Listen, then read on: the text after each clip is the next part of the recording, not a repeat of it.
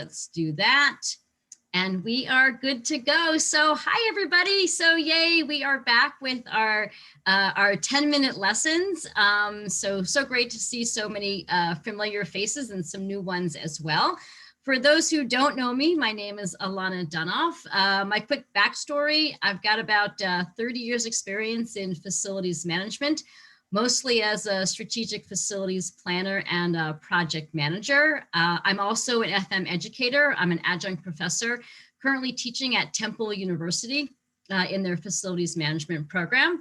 And I'm also a qualified instructor for 2 of the premier FM credentials, both the Pro FM and the IFMA FMP. And a quick shout out to Jim Myers, who is a partner in crime here with our 10-minute lessons.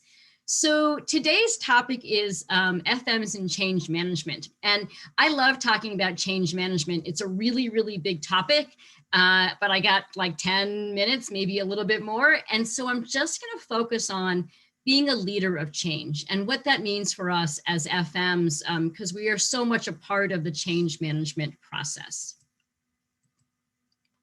So what is change management? So some people look at change management at a really high level, and I like to think of it as akin to the project management process, where really what we're thinking about and talking about is the what's, the when's, the where's, the wow's, the how's, how do things get done? And when there's a change in our organization, when there's something new, a new process, something to implement, it's about defining what those parameters are, refining them and figuring out how to implement that new idea, that new concept, that new process, which is very similar to the project management process. But what's different about change management, though, is that change management inherently means that something is new and different. And when something is new and different, it means that you have to get people to get on board with that change, with that something that's new, that new process, that new idea. And that's where change management differs, because part of the thought leadership around change management is realizing, how do I help my people overcome the resistance to the change that's happening, to the new thing, whether it's seen as good or bad, it's still something different. And that's the challenge we face with this idea of change management, is helping people overcome resistance, which is why I see it as such a critical leadership tool.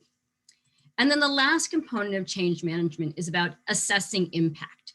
And this is about evaluating. We're always measuring and evaluating things. That's what we do. So we want to know, how do we do in implementing that change? How do we do in getting people to come around to making that change and adapting and adjusting to that change? The thing with change management and with our FM leadership hats on is realizing that we are often the face of change. We're the change agents. We're the ones leading the charge. It may not have been our idea, but we're the ones doing it, right? We were the ones in this past year thinking about the PPEs and getting people back to work and getting people to work from home. We were so in front and center in that process. So when we think about change with that leadership hat on, we realize that we are the influencers in our organization when it comes to change. We need to be the ones thinking about, how do we get people to try something new? How do we get them to accept the new ideas that are coming into place? How do we get them to think about and educate them so they will take on this new role and they will adapt to the change that's happening? And that's the thing that I want to suggest with you today. Because here's the thing about change management. The thing is, when it comes to change, when there's something new, there are a lot of people who see change and go, holy moly, that's scary. Those are dark waters and stormy clouds, and I don't want to be there. I don't want this change, and I don't want to deal with it. I don't want to think about it. I don't want to manage it. So for some people, change is really scary. But for other people, change is like, yes, bring it on. Thank goodness we are finally making this change, right? That we're finally doing this as an organization. And what we need to realize as leaders is that we have that continuum. Our staff, the people in our organizations, will be somewhere on the continuum from like, holy moly, like no way, to yes, bring it on. And that as leaders, we have to adapt our leadership styles to help them manage through the change process, because people don't adapt to change in the same rate and the same way. As a matter of fact, there's a whole sort of psychology around how people even accept change. And oftentimes in the first thing of the change process and the steps of change is just the initial shock, like the, oh my gosh, I can't believe this is happening. Like, oh my gosh, it's a pandemic. What do you mean everybody's working from home, right? There's unbelievable shock and confusion. And then there's an eventual shift to feeling pretty depressed or frustrated, like, oh my gosh, like, how do I even manage this? Like, this is awful. This is going to be this, and it means this, and it means this. And you start to spiral and you feel really sad and frustrated about that change. And then change can shift to anger. Like, I can't believe that this is happening. Like, I hate my boss. I hate my company. I hate everything. This really is awful. And then eventually we might shift to sort of an apathetic, like, whatevs, like, we don't care, fine, it doesn't matter, who cares, I have a job, thank goodness, like, let it roll. And finally, to acceptance.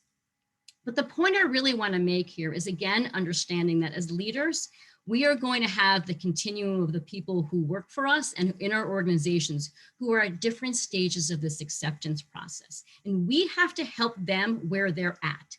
There will be some people who in a snap will be like, go from like, oh my gosh, to Yahoo in like a split second.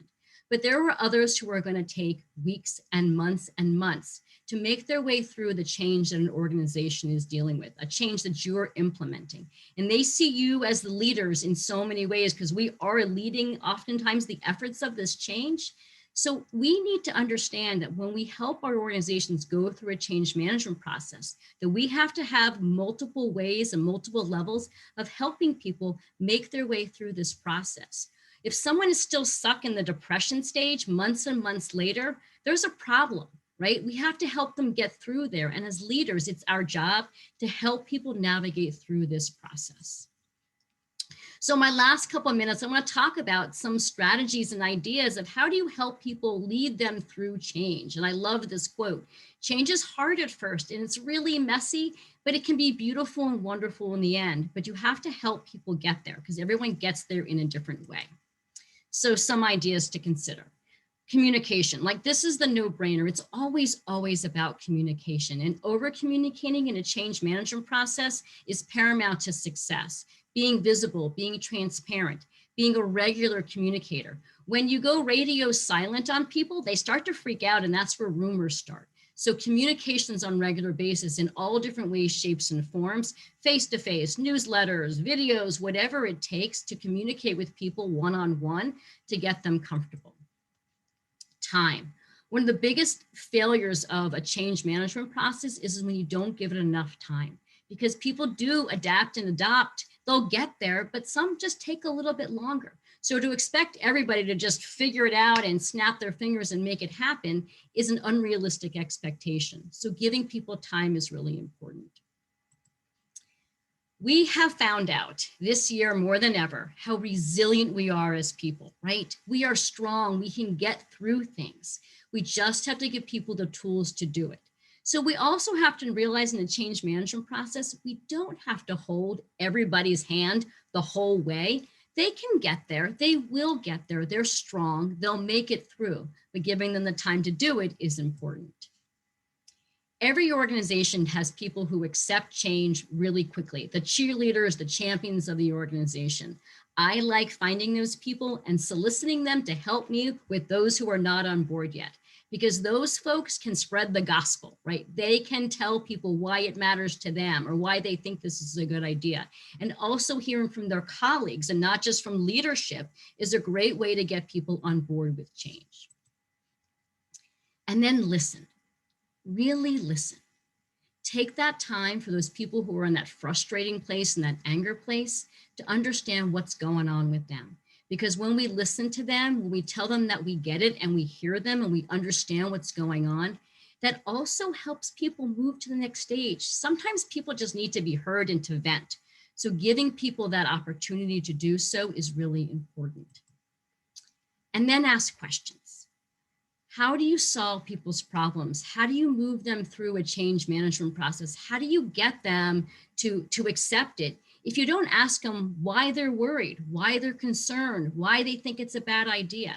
Because when they can articulate the whys and they're given that audience an opportunity, then you can solve the problem. I can't solve a problem if I don't know what the problem is in the first place. So we've got to ask lots of questions. And then be accountable, right?